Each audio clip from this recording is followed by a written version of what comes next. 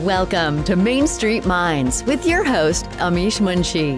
This is where industry leaders and seasoned pros share their secrets to success beyond limits. Let's dive in.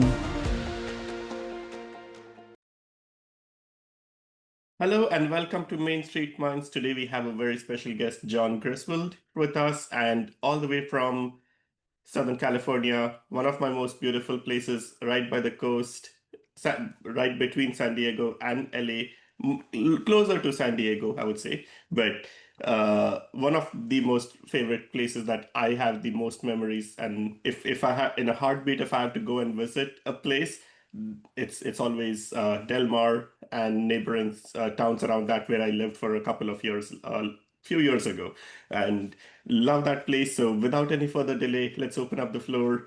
John, thanks for joining on a busy Wednesday morning. Really looking forward to learning more about what you do. Mish, good morning. And yeah, you picked a good spot in San Diego. I mean, Del Mar is world famous. I grew up in Solana Beach, just adjacent to Del Mar, and have seen how things have changed and grown in our little sleepy beach towns in the 80s and 90s, and it's not so much that way anymore. But all change is good in my view, and it's been interesting to see the world discover San Diego, which a lot of that was during the pandemic. It's definitely a place that everyone wants to be now. Yeah, it's definitely unique. Just on the random times, I always keep looking at the inventory, and I saw something for 22 million in over there, and I was like, "That's a steal. That's a great deal." Great deal. Where else Yeah, in the world I'll will buy three. 22 million is a steal? Yeah. Yeah. So tell us more about how you got started and what like I know it was a little bit multi-generational as well for you, but Mhm. how did you personally get started in real estate? So yeah, I sort of grew up in this business. My dad actually had a career in like retail sales with Wrangler jeans and then New Balance and K-Swiss. And in the 90s, that industry really shifted towards if you really wanted to continue to grow, you really had to move to New York. All of the small mom and pop places were getting eaten up by the early days of Amazon, and the big box stores were kind of sucking up the little shoe stores and little retail stores up and down the state. And so my dad ended up taking the realtor who sold my parents their home in Solana Beach out to coffee, and then started a 22-year business relationship Nice. in real estate. And so I was in middle school at the time. And then suddenly, there was no more business trips. My dad was at all my soccer games. My dad was much more available and present in my life than he was when he was sort of just constantly on the road selling retail. And I, and it was interesting. He really did well in our neighborhood. And so I'd watch him like drive or sometimes even walk to some of his listings up the street. And I said, this is a pretty cool business. Um, and so I went to college. I actually I have a theater degree as my background. So I thought I was going to move to New York or Los Angeles and get into theater acting, not so much film, but theater. And I learned real quick it's highly competitive and there's no money in it. So it's like you make it and you're still just trying to pay for your tiny little apartment in New York. And so I decided that I it's a passion of mine, but it's not what I'm here to do. And so I ended up getting into real estate, and then ended up getting married and having three children. And I've been doing this business and working in this career for about 15 years now. Five of which was actually selling hotels, which is a pretty unique little niche. Yeah.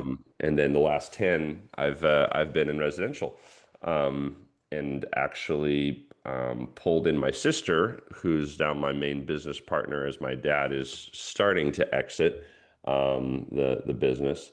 And so the two of us run a nice operation together, and I really, really enjoy it. So yeah, it's one big family organization. That's perfect. And what's the name of, like, do you work it as a team, or like what name do you operate under? Yeah, so it's Griswold Group, which was funny. This was like, back like 10 years ago when like Facebook and Instagram, all these things were like really starting to come on. And I remember my mom was saying, "Don't you want to be the Griswold Group?" And I was like, "No, it's like Facebook. It's just Griswold Group." Yeah. And so that's what that's what our group is. We actually have three team members that are running their own complete book of businesses that I mentor, and I'm helping to grow them as well as working Mhm. on my own business. And yeah, we basically are all over San Diego County, and then of course I've got really great referral relationships all over the country, which is another big part of what I do in this business is trying to make good connections all over the place into not just my industry but multiple industries, so that wherever my clients go, they have sort of a concierge that could allow them to be connected to the right people. So. Nice, perfect. So, tell us more about the magic of being in a team, like, versus being an individual. Like, I think you probably have worked only as a team, right? Like with your sister, with your dad. Mhm. Did you do business along with your dad on some transactions before? Or Yeah, so we started on his team, him and his business partner. Um, and so my sister and I kind of came from our commercial starts. She was also doing shopping center redevelopment and leasing. And over Thanksgiving, as things sometimes happen with family businesses launching, yeah. happened over Thanksgiving, we decided to leave commercial, join my dad's team, and then so yeah, we were kind of junior agents on his team in the same way that I now have junior agents on mine, and then we ended up being able to succeed to the point that my sister and I wanted to kind of go independent. And Hmm. then at that time, my dad had this unique moment of like, well, wait a second, I kind of want to work with my kids. And so he was able to exit that 22-year partnership, Hmm. and kind of incorporate in with us with Griswold Group. And now he's starting to exit. And so working on a team to me is I'm so extroverted that it's really the only way that I would ever want to do this business. I would say that that's not the norm. I would say most agents, most people in real estate are more working for by themselves Hmm. than with teams. But for me, this is really I kind of have the best of both worlds. It's like I have an organization around me, Hmm. but I don't have a boss. And so that is a unique it's unique to me. I wouldn't have it any other way. So Yeah. So tell us about your current team. Like, how is it working with your sister? Like, do you take care of you did mention you were more of the extrovert, so do you take care of all the communication, and then how do you split responsibilities? yeah, it's a really good question.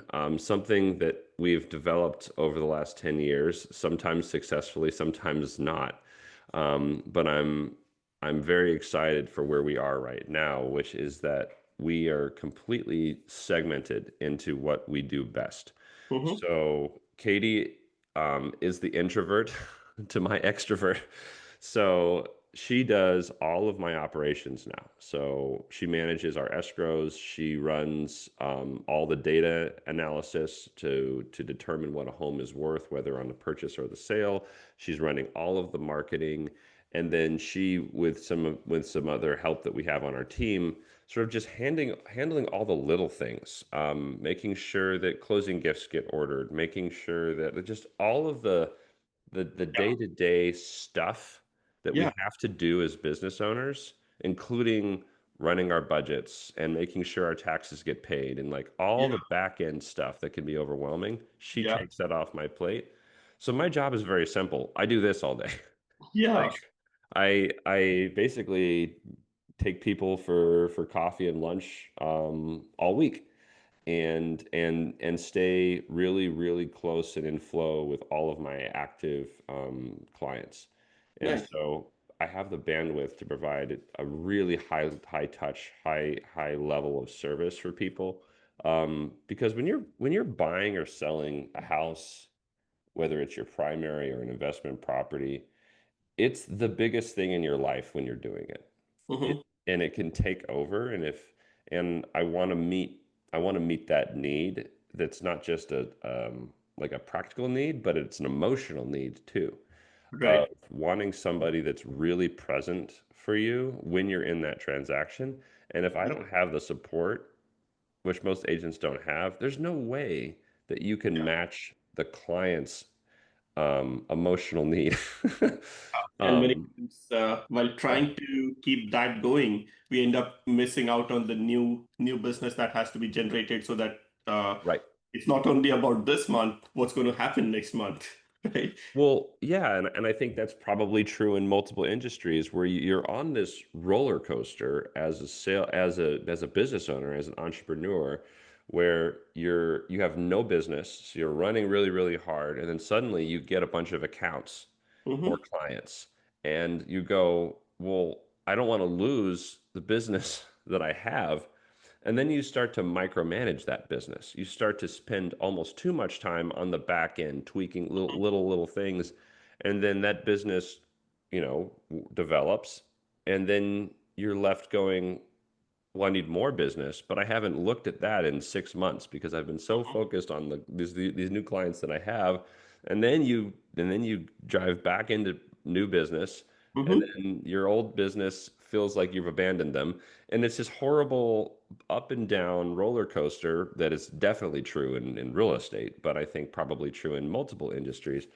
And so that was a big impetus behind the way that we set up our team now is I wanted off the roller coaster. Um, Mm-hmm. so yes, I split every deal 50-50 with my operations manager, with my sister. I joke that she's the highest paid operations manager in the world. Yeah. Because she's a owner partner, so she's not getting a salary. But that works for me because she has a level of care and she thinks about things differently because she's not an employee. Because Yeah. we are equals, which by the way, I definitely recommend that if you start a family business, don't get into it's not a good idea to have one family member making a lot more than another family member or Yeah. starting to get into a fight over whose labor is worth more. Don't do Yeah. that. It's not a good idea. Yeah. So And then starting a transaction but not closing it, right? It's not going to go well. yeah, no. And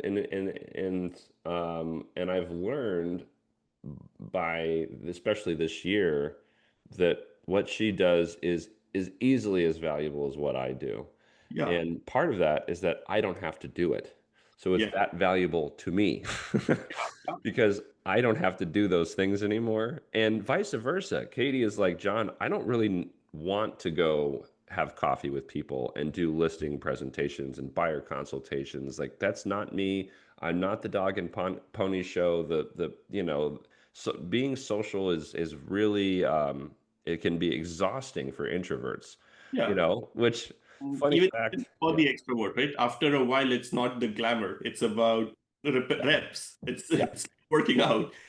Right. Like after a Right. while, it's like it gets like, okay, this is initially it looks very interesting, but then after a while, it's like, is this what's motivating you? And the self-discipline. Like, you did mention you don't have a boss or don't need a boss, but practically you are your own boss where you have to control your schedule, do the important things, be on top of, like, be truthful to yourself, right? Even though you don't have a boss, you are indirectly your own boss. Yeah. Exactly. And I think that's the thing that's super important, what you mentioned to be true to yourself, but have self-awareness as a business owner. And that's where having a business coach has been crucial for my growth because we all only have so much self-awareness. Some are better, some of us are better than others, but we all have blind spots. And that's where I feel like, having, mentors, of course, but also like somebody you're paying to really look at your business is I think crucial for any business owner when you get to a certain level. More about that because even I've been part of many mentorships. It uh the not so expensive mentorship ends up being a one-way flow where the mentor is they're all great. Like I've learned a lot from each one, but a lot of them like end up being a one-way flow where there is systems, processes, ways of doing things that just get synced. This is the best way to do it. We learn a little bit, pick a few things from it, and like start implementing it, but then I think what you have is a like slightly deeper level of mentorship where you're also getting feedback on an individual level and they are observing exactly what you do. So uh, that is really great. It's important because when when you're an entrepreneur, everything in your life gets filtered through that business. Hmm. So your relationship with your partner, with your kids, with Yeah. everything gets filtered through that. And sometimes you need somebody on the outside who can look at everything and go, okay, like something isn't working. And sometimes it's nothing to do with the business. Sometimes it's a personal issue that you need to address or rework.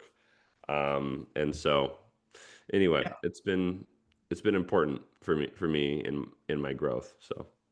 Cool. So tell us a little bit about what's keeping you busy. Are you focusing more on buyers, sellers? What do you see in the market right now? Yeah, so we're about 55% Mhm. sellers right now, 45% buyers. I try to do about 50-50 as a Mhm. general goal. I think it's important to work with both sides of a transaction consistently because if you only work with one side, you really don't know the market because there's very opposite buyer psychology to seller psychology. And the data only tells you so much because the data in, sort of by definition is old as soon as it comes out. Mhm. Markets are always accelerating past where the data is. And so understanding where a market is going is sometimes more important than where a market has been. And Mhm. so I'm definitely focused on both sides of that. I would say most of my business is on the, first time home buyer or resale markets. I run with a few investors here and there. Mhm. Um, and so I do that. And then I do have a pretty decent book of business helping people essentially sell kind of like their last house. So Mhm. they're going to assisted living. Great. They have a real estate portfolio, or sometimes they just have one last real estate asset, and they need Mhm. to figure out how they fund the last stage, which can be unbelievably expensive when you're Yeah. going to assisted living, or you start needing just more care um, Yeah. in your final decades. And so that's been a really rewarding part of what I've been doing the last several years, working with that cohort. Obviously, it's an incredible need, and it's going to keep growing. We've got we're in the middle of a massive transition with baby boomers who are now starting to enter into that sort of assisted living move. Mhm. So I'm doing a lot with that as well. Yeah, I love it. Like my own investments, I love doing like student housing and assisted living. I'm actually between like three contracts that under one contract, about to enter another one, and actually just selling one of my other assisted living places as well. So just bringing it closer to home. So it's Hmm. I just think it's a great service to everyone that has been around, took care of everyone around us. It gives me great pleasure, like helping them out in a meaningful way. That's wonderful, and you need that heart to work in that segment because there's a lot of there's I mean I see it every day. The amount of elder abuse or just rampant. Yeah. And so really trying to meet those folks where they are, and also talking with the rest of their family. And so honestly, when I get referred to somebody who's considering selling a home to go to assisted living, the first thing I ask is there a way to keep this real estate asset in the family? Mm-hmm. Do any of your kids or grandkids want to buy this house? Let me set them up with a loan officer and get and see if they could qualify to keep this real estate asset in the family. Sometimes that works, sometimes it doesn't, but I think it's important to go down the steps before you're just like, yep, you should sell this thing. Let's get this done. Yeah. Um, I'm in a real estate family. Our goal is to never sell our real estate. We're always trying to acquire more. I'm hoping to leave my kids with a bunch of real estate. So I really try to practice what I preach. And I know that if I do that and I do the right thing for people, business is going to come my way. I'm going to have more business than I could ever use. And so Yeah. that's been a big philosophy of mine, and something I'm really trying to push with my team is look at the long-term relationships in this business. Don't look at, oh, there's a quick transaction over here. If I just push a little bit, you lose in the long run. So Mm-hmm. Yeah, exactly. Like I didn't even realize like there was a transaction that I did, and then uh, the same buyer ended up coming to me saying, "Hey, can you help me sell my parents' house?" I was like, "Oh, sure, why not? If it's the yep. right thing to do." Mm-hmm. Absolutely. And that's where some amazing relationships have come to me because I I earned their trust because I did the right thing that was maybe better for them and not necessarily optimal for like my whatever, for my income for that particular transaction or whatever. So Yeah, yeah, exactly. And then we make friends, it builds a community. And I think that's the secret of like why also selected being in real estate. When I was making a transition from tech, I was like, I like real estate and I like automobiles. Automobiles was going to be perfect way to lose a lot of money. I was not going to build the next Tesla by any means. yeah. Yeah. And then I said, okay, like every other industry is pretty kind of very corporate, very big, right? And I was like, this is one of the last businesses that are left, which is more at an individual basis, more of a personal relationship. The brand is there, it's good, but the person and the interaction with the people you have is way more important than the names and the brands and everything else that comes in this industry. So that's what drove me specifically to real estate as well. So Yeah. yeah, so tell us more about what you're seeing in the market right now. Like, are you seeing price changes? Is the higher interest rate impacting the market? Yes, so we are experiencing a little bit of a softer market in San Diego. Things are taking longer to sell. We're seeing average sort of days on market or expected market time between 60 and 90 days, Mm-hmm. which from where we came feels like forever. Yeah, But so a lot of what we're doing right now is setting expectations with sellers that things are going to take longer. But and that is completely driven by the interest rates that we've experienced. Basically, we've had, rates that have stayed around, 6.5 to 7.5 for about 24 months now. yeah, And when we see that rates are closer to 7 or above 7, it really slows down the market. When they drop below 7, it speeds the market accelerates a little bit, but it's been very, very muted because there's just basically, if you're Gen Z or millennial en masse, you can't afford a house in San Diego with rates where they are.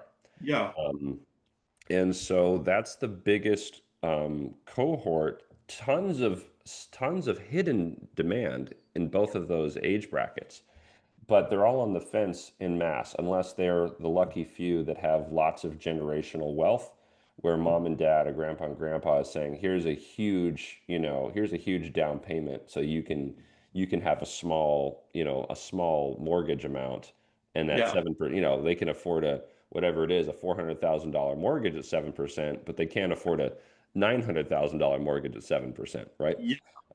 And so demand has been effectively flat for 2 years. Um, and that was fine at the beginning, where most sellers were happy to just stay where they were. Hmm. They were locked into these really amazing interest rates below 3%. I think something like 40% of San Diego has an interest rate below 3%. I'm one of those lucky people. Yeah. Um, and then I think like 60% have a rate below 4%. So you've got a lot of sellers that were like, look, I don't necessarily love my house. I'd like to upsize, downsize, be in a different location, be in a better school district, but I'm not walking away from the cheapest money I'll have in my lifetime, Yeah. right? And so, but we learned during the pandemic that people get restless. So, I mean, in the beginning, it's like, yeah, we're never going to go to a movie theater again. We're never going to wear a mask and not have a mask on in Costco. And then within a couple of years, we said, you know what? I just want to live my life. It's a dangerous world. We're going to do the best we can. We're going to be kind to our fellow man, but we want to go back to the movie theater. And I Yeah. think the same thing is happening in real estate, where a lot of these sellers are saying, look, I know that it's the cheapest money I'll ever have in my life, but that's not a good enough reason to stay in a home I don't love. Yeah. And so that has accelerated supply, but demand has not accelerated with it. And Yeah. so that is creating that supply and demand imbalance. There's more sellers on the market, there's not more buyers in the market. And so that's creating a softness in values. When I say softness, though, I think a lot of people jump and they go, ooh, maybe like 20% off, 25% off. I'm like, no, I'm talking 1 or 2% off. Or maybe Um, just better terms. You'll get 60-day close, 45-day close. You might, or yeah, the or seller better might enter terms, in FHA.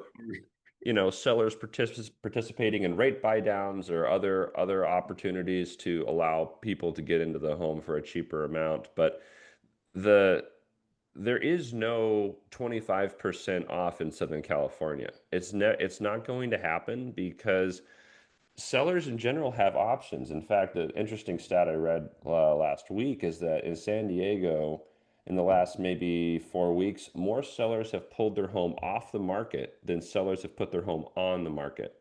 So Hmm. what is that saying?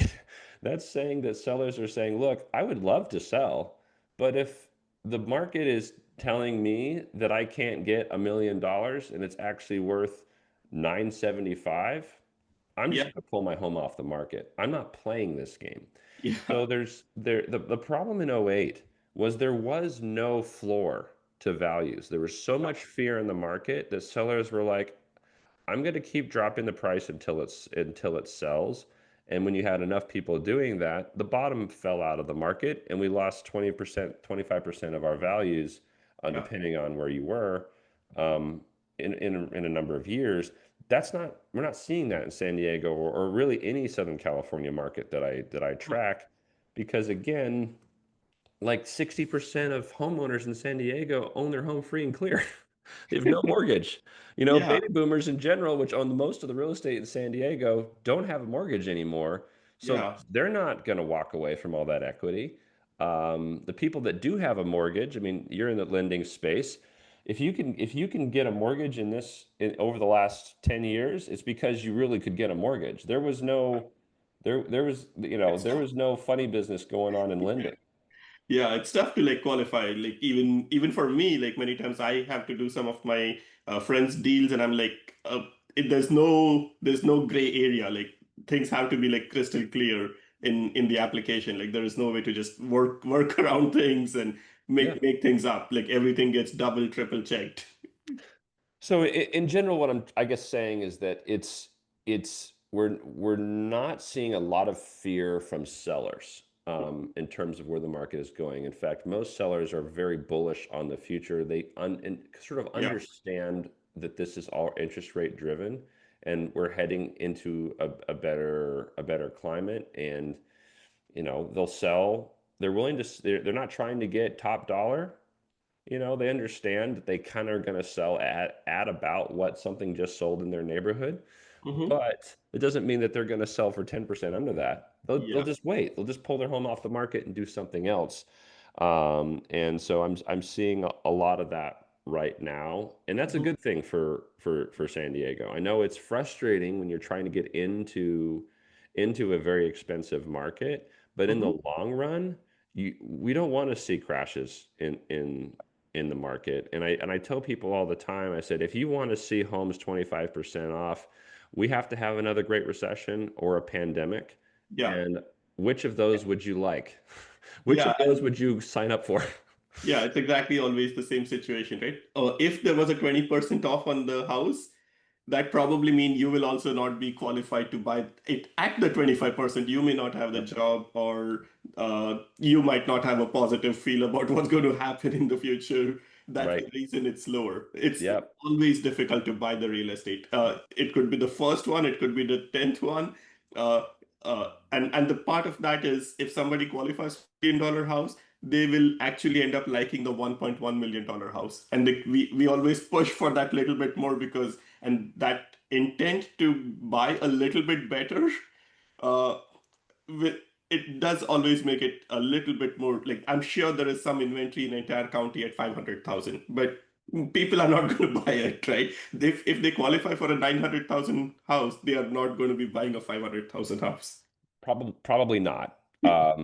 You know, and I think you made an interesting point. They always leave that part out when they talk about, oh, the deals that people had in 2012, you know, or 2010, you know. The people that were in large part capitalizing on those really amazing real estate deals, they were all wealthy people. They had people, huge amounts of cash sitting on the sidelines, so that they could go buy those homes that were 25% off. It wasn't in mass first time home buyers that were benefiting from that because they all lost their jobs. You know, I they bought were my first house in 2010, and I paid like 30,000 over list price, and I was like, right. what am I doing? But I just loved the house. Right. And so I think that's the part that I caution young people or first time home buyers that it's you know, there's tons of YouTubers out there that make it look like the sky is going to fall, and if it does, you're going to be able to capitalize, and that's just not reality. And so that's, I try to stay in the data. What is the data actually saying? And that's really helped me, steer my clients in Yeah. the right direction. Yeah. And would you recommend a buyer in today's market to actually still go ahead and buy? If, let's say, if they end up liking a $750,000 house, I think those are the houses. Let's say that's the Hmm. price point of homes that they're liking, but they Hmm. are only able to afford a 600,000 house. Should they still buy the 600,000 house from a financial impact perspective, or Yeah. I think yes. So if it's a good time to buy if you can afford it. And yeah, I think that's where you need good advisors around you, including a financial advisor who's looking at all of the pieces. One strategy that I really love to give a buyer clarity on, is this the right opportunity, is to try on a mortgage. So let's say they're currently renting a place for $3,000 a month, and that $900,000 house that they really want to buy, that they technically qualify for just based on their income, is going to be a $7,000 a month mortgage. yeah, So, a much more expensive mortgage. Try that on for a couple of months. So pay yourself the difference. So, I'm not great with math, but whatever it is, like the $4,500 difference, put that in a high yield savings account for the next couple of months, so that it gets sucked out of your budget, and then see if you can do it. Are you still able to go to the restaurants you want to go to? Are you still saving for that? Are you still have money left over to save for vacation, or whatever it is? Um, because sometimes it's psychological, or sometimes it's not. I've definitely had clients who said, "Yeah, we did that for a few months, and we realized our new ceiling is 700,000 because we can't do a yeah, $7,000 a month mortgage." Or yeah, sometimes they say, "Gosh, it was fine. Like it was just in our heads. It's just psychological. Like, Yeah. yes, it's an expensive mortgage, but we can actually afford this and we want the house. So Hmm. we're going to proceed. So that's a no risk way to instead of just like getting in your head about it of like, oh, I'm paying 3,000. Why in God's name would I ever pay 7,000? Hmm. Try it Yeah. on. Actually decide if that's going to work for you. Yeah, yeah, that's an excellent advice, and I'll just take that, and maybe even like if somebody asks me the same question, I'll ask them to do the same. I think that's a very safe way to approach the financial impact of buying a house. Yeah. So instead of just being in your head about it. And then, I mean, I work with a lot of engineers. I don't know if you do as well, but that's the kind of thing that really helps people that are more right-brained. Yeah, Really, they need to experience it. They need to see it in the data. They're not yeah, going to just YOLO. They're not yeah, going to just, we'll see what happens, yeah.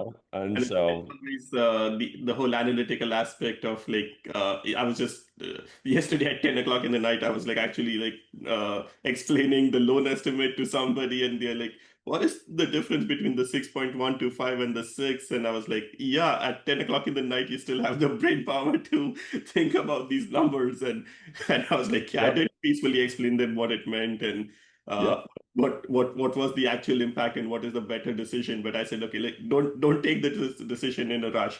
Think through it.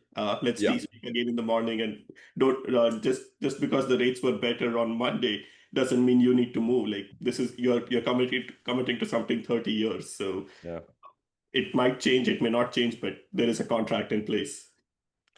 I imagine you're tracking what's going on with the Fed.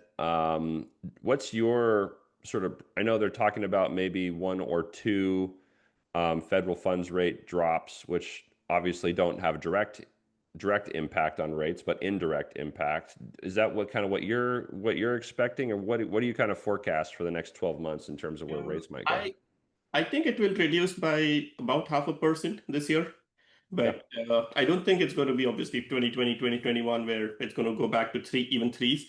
I No. think a five is a pretty healthy market. A lot of people will qualify for a home if the real estate is increasing at 3 to 5% a year compounding, and your expense is fixed at 5%, and with a reduction in loan to values, with a reduction in uh, the uh, the actual payments because that's simple interest, right? Versus your house is compounding. So I would say a five is a pretty healthy number. I think that you're absolutely right. I think the market will really do well if we get below 6% into the fives. I think that's going to be it's going to be wonderful. And then you factor in, with the new tax bill. I mean, that was definitely relief for California Yeah, homeowners because our salt tax deductions are now quadrupled, yeah. which is going to allow the vast majority of Californians to write off basically all of their state and local Hmm. taxes onto their federal. Because I would say most Californians do not exceed $40,000 of state and local taxes. If you do, it's a good problem to have, Yeah. right? you know but I'm excited about that for kind of the California middle class because that's been a really tough one. um, Yeah, and I do a lot of development and investments of my own, and the recent changes that were brought about for infill development, uh, mhm. if there are houses on a street, but there's a lot that needs to be redone, that change also should help. And instead of like making big new communities of new houses like further away and everyone traveling, I think this was a better move where there is empty spaces right in the middle of the cities and nice neighborhoods. Let's fix those. Let's add more inventory over there. The whole ADU thing, I didn't quite ever signed up for it. I was like, if I'm living in my house, do I really want a renter in my backyard? I would be living in Right, an apartment otherwise. right, right. And I think I mean, there was a lot of fear about the ADU laws and stuff, but I think what you just mentioned is the reason why it didn't get out of Yeah, hand. Is that when you actually think about it, do you really want a tenant in your backyard?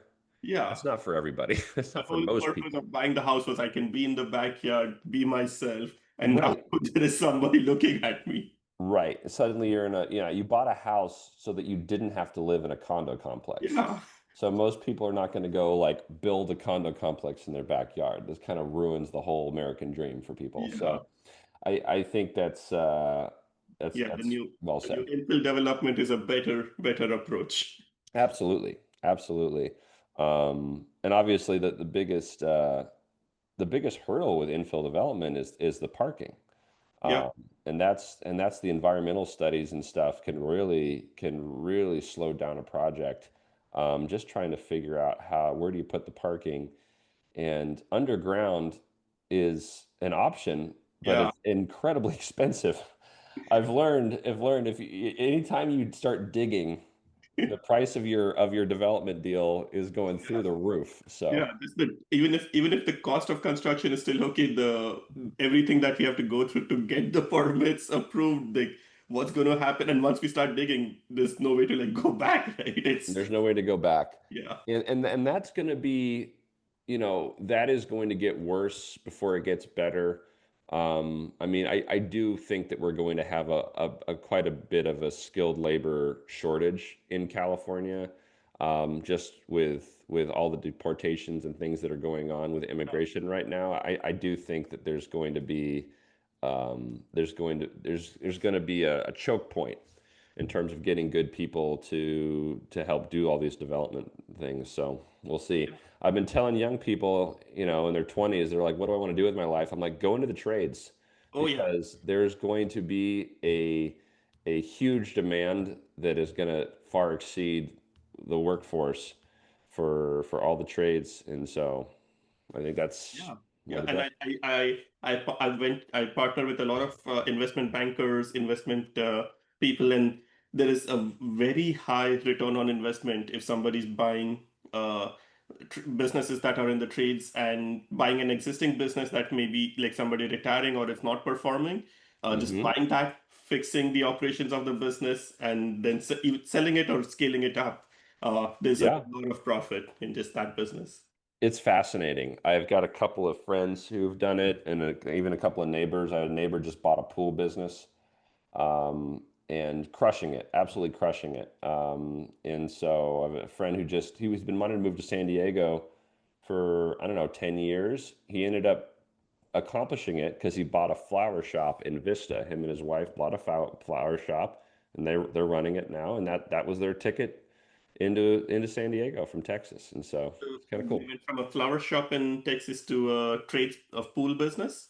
So In it's two different examples, okay, okay, but yeah, but all I'm saying is that okay, it's a tremendous opportunity to step into an existing business, yeah, and there's a lot of value that could be added. Most of these businesses are completely analog, yeah, and so just the tech aspect, the AI aspect, you can scale these businesses and optimize them in ways that they're just currently not run. hmm, There's not a lot of demand yet. It hasn't really been discovered in a big way. So most of these business owners are selling at a very affordable yeah, amounts. They're not, it's, because they don't have people knocking on their door necessarily. Their kids don't want the business. They don't know who to sell to, yeah, and they're willing to sell at a good number, and they have so much pride in the business they've built. yeah, They become your mentor. They don't yeah, just disappear. I mean, they yeah, care about this business, so it's a yeah. good opportunity. Yeah, and it's the same with the assisted living places that I look at. Mm, It's a very high demand, and uh, yeah. the business that's run with care, with good happy residents and good happy staff, Hmm. is at least for like that's something that I understand. So I like that. That's awesome. Cool. So as we conclude this episode, like, is there anything else that you would like to share? And in addition to that, also the best way that people can reach you. Sure.